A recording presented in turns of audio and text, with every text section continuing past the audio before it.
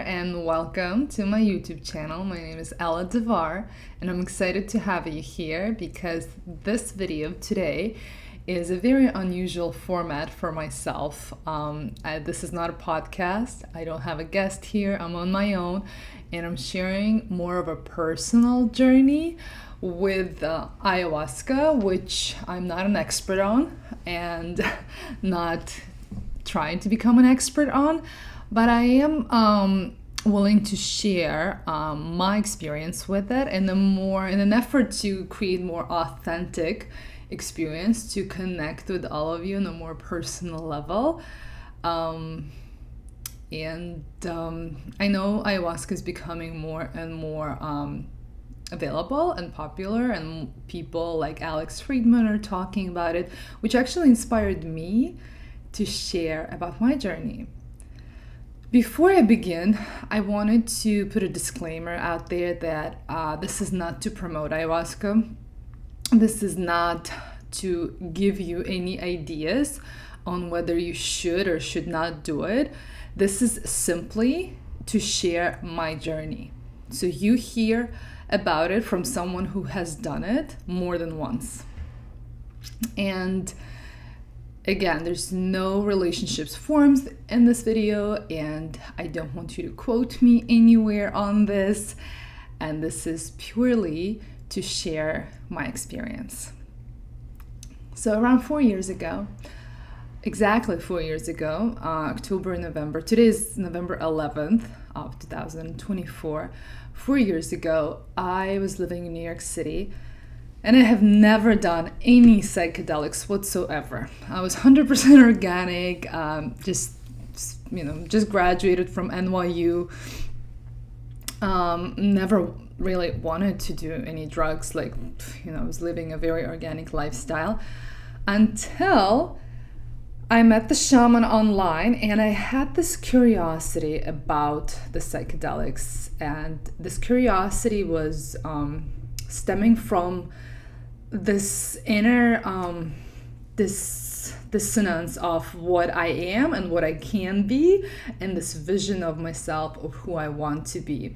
And I needed some sort of jolt, I wanted some answers. What they call in the community, the ayahuasca was calling. And if it's not calling you, don't do it. Don't look for it, don't do it.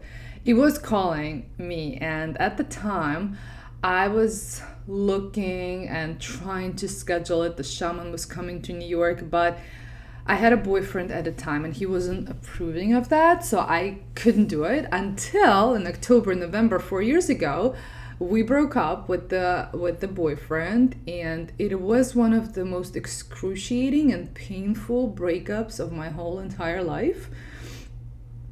And I was just on the floor with depression, with the darkness, never experienced anything like that. And this is when the ayahuasca came into my life. It was exactly 4 years ago. In the last 4 years, I've done it 7 times. And not to say that I have not done it in this year, so I've done it 7 times in 3 years, I would say. And since then, it's not calling me, but today I woke up, and in the last couple of weeks, I've been thinking about sharing and creating this video for you guys. So it's definitely calling me to share about it, but it's not calling me to do it. So around 4 years ago, when I decided to do it, and this is how I did it. I'm someone who is very careful on the surroundings, because I grew up in a very unsafe environment. So for me, safety is a number one priority, right? So on my first ayahuasca, it was a private ceremony. It was just me, the shaman, and a friend of mine. And the friend of mine who we decided to do it together, it was also his first time. And he was a psychiatrist, the MD and the medical doctor and psychiatrist and PhD from Harvard. One of the smartest people I know, one of the most brilliant people in New York. And before we went into it, I was scared, but he was scared even more. And he said, Ella, my mind is all I have.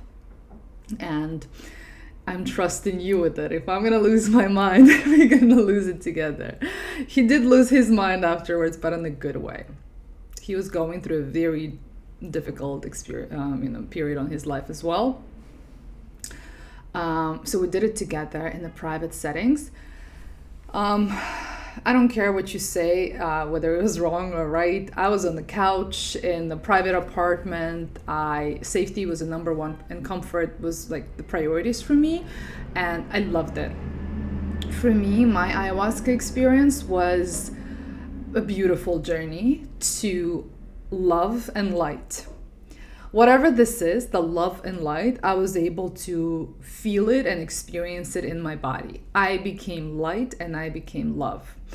And I'm just going to start sharing my opinion right away on those like bad experiences that you hear about, or those people who are against it or afraid of it. Or from the 7 experiences that I've had in 3 years, what I've realized by the 7th is that ayahuasca is opening up your own mind, right? It's a psychedelic, it's therapeutic, and it's been used for generations. I'm not going to even get into like the science of it, but I'm just going to tell you that there's nothing to be afraid of but yourself, because this herb, or this brew as they call it, is only going to show you what's already inside of you. And what's inside of you is different for all of us. All of my experiences were beautiful, one more beautiful than the other. I would even call them orgasmic. They were that beautiful. Like the first one, I was just like dancing on the couch the whole time. My legs were flying, my hands were flying. I was in ecstasy. I was in one with the Creator, with God. It was beautiful. The second one I did right after that in November, and it was similar experience. I mean, there's a lot of sadness that alleviated. Like I was able to, what I call, like have a date with my soul and just truly get out of my own head. I remember when it kicked in for the first time, and I started to feel it, like my whole mind was just melting away, and all the rigid limitations or whatever understanding of the world was just melting into nothing. I remember my shaman came over to me, and I looked at him and I said, "Am I okay?" And he said to me, "Yeah, you're okay. You're just not used to surrendering, letting go of control." I was like, "Yeah, that makes sense." Because suddenly, like, I just felt like light, the energy of light, because my mind was just non-existing anymore. And so, yes, I hear different stories that it is different for everyone. Some people experience darkness, and that's their journey. I might as well just jump straight into some of my not so pleasant experiences. Or maybe I should share with you that what is ayahuasca. It's a traditional Amazonian brew of a few herbs that used in spiritual and medicinal context. And now with all the research coming up, it shows that it helps with individuals with potential therapeutic benefits of conditions such as depression, PTSD, addiction. There's some risks, and it's not legal everywhere. That's why I gave you the disclaimer, and I'm saying it again, that there's some risks and effects with it, and don't listen to me and my experiences, because your experience might be different. But I would say one thing, and it's probably why I'm sharing it. I don't listen to people who have never done it. Like before I did it for the first time, I remember I was calling my girlfriend. I was like, "What do you think? Should I do it? Should I not?" She'd never done it, but she had an opinion about it. And after I've done it, it's like, if you've never tasted pizza and you're just sitting there telling me what pizza is like, don't say anything, okay? Or if you had one negative experience, maybe you should hear about my experience to understand that it's different for everyone. And so my first 2 experiences were private. Like I said, set and settings are the most important thing. Where you are, who you're with, and what's around you was very important to me. it was very important for me to feel safe when I let go of control. And then after I did that for the first two experiences, my third and the fourth and the fifth were in group settings, where you're in the group settings around the shaman. And that was, I mean, the third one was okay. It wasn't life-changing. It was just okay. They were just all okay. There's one that was really bad. So I did all of them with the same shaman, like 4 of the first ones. And there's one I did with another shaman that was already in Miami when I moved here. And that shaman was saying how it's important. Music is very important, right? The settings. And this whole time with my other shaman, he just had a playlist that would just not stop until you turn it off. But that other shaman that I did it like for the 5th time, he was playing instruments and his team was very small. So as soon as someone would be like, hey, I don't know, I need help, I need a question, he would just get up and go to that person and the music would just stop. And I'm just laying there listening to everyone, I don't know, chatting or whatever they were doing, talking. It was just extremely annoying. I felt nothing. And then I ended up at a retreat, which is like psychedelics retreat. This is where I've done it for the 6th and 7th time. And that was profound. So another thing a lot of people are afraid of when it comes to ayahuasca is throwing up, whatever the diarrhea of GI imbalances. I've never had any of that, nothing. Until the 6th one, and I knew I was very afraid of throwing up because for me, it was kind of like dying. And so I was, in the group settings until the very end. And I was in Costa Rica. I was in tropical, like in a third world country, which is for me very outside of my control. In case something happens, I need to make sure that I have all the most brilliant minds of the society to take care of me, and they don't happen to be in a third world country. So I'm in Costa Rica, and the ceremony ended, and I feel fine. I go to my room, and I'm about to go to sleep. I showered, and my head was still light from everything that I've experienced. And I remember looking, and I had a nasal congestion from crying because, ayahuasca brings up a lot of different emotions. So I cried a lot, like there's a lot of sadness coming out of me.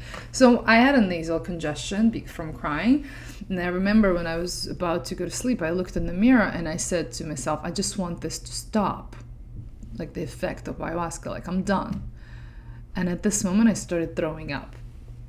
And when you're congested and you are throwing up, like you can't breathe through your mouth because of the spasm that going the opposite direction. So I remember looking at myself in the mirror and I was like purple red, and in my head I was dying because I couldn't breathe. At that moment, probably like that time, it lasted probably like less than 20 seconds, but in my head I was dead, like I was dying. And it was very scary, even though I was in my room in my luxury, the cottage that I was living. And I was like, this is where I'm going to die, like right here. And so the next day, we had a second ceremony, which was my 7th. And I was just not afraid anymore. I did throw up the 7th ceremony, which was like only my 2nd time throwing up because I never threw up. And it was like spitting. I was like, oh, doesn't belong in my body. Done, So the fear was out of my body. And by that time, I left the group settings and I went into my room and I basically did my own ceremony on my own. It was just me, naked, dancing in my room, on my balcony. And then I even got outside, like dancing, because there's no one, everyone was at the ceremony. And that was the most empowering experience, when I was chanting my own mantras, dancing my own tribal dances, and becoming this powerful version of myself. And this is what, by the end of that 7th ceremony, I realized that ayahuasca will only give you what you need to see, and it's only going to show you what you need to be shown. and it's only going to bring you closer to yourself. And if you're afraid of it, you're afraid of yourself, whatever that is that's in you. For me, I was afraid of it because I had a lot of pain stored in my subconscious from my childhood, and I was running away from that pain. I remember by the end of that retreat, everyone was grateful to the shaman, and I wasn't. I was like, I don't feel gratitude for him, because for me, he was the person who pushed me off the cliff into that pain. The women that was surrounding him, that was helping me, I felt gratitude for them because they were like angels carrying me through that painful experience. And I'm not even already talking about ayahuasca, because we did like bufo, we did other things in that retreat. And I remember saying how like I don't feel gratitude for him because it feels that he was the one who pushed me into that pain that I was running away from my whole life. So I recently talked to a woman who was like not a fan of ayahuasca, and that's exactly how she felt. That she was shown things she'd rather not see. And that just was painful. And that's why she doesn't like it.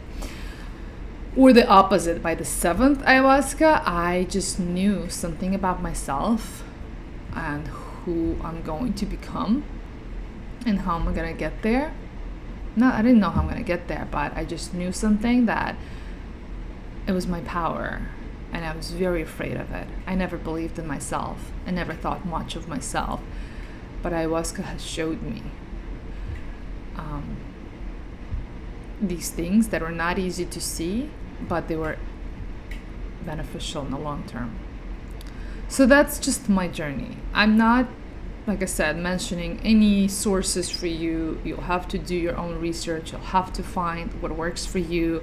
I'm not recommending you reach out to me personally if you want my opinion on something or my contacts, but I'm not really into this. I'm not promoting any of this. I don't do it. I'm very into consciousness. I meditate. I've done the Joe Dispenza meditations for the last 2 years, which I also found extremely transformative and life-changing. Just meditations alone, just using the power of your subconscious. That I highly recommend. That was life-changing for me. I've done it exactly also 2 years ago in November. November seems to be a transformative year for me.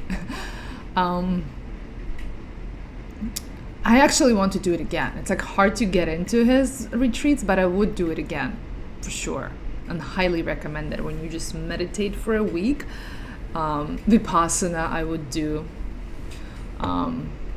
Start there, And I literally ayahuasca is not calling me anymore. I don't want to do it anymore, but it was calling me today to record this video for you guys. And I hope you enjoyed it. Anyway, I hope this was helpful. Don't be afraid of your own power. And if it's calling you, go get your answers. It's definitely not for everyone, but thank you for watching. I hope you like it. Bye.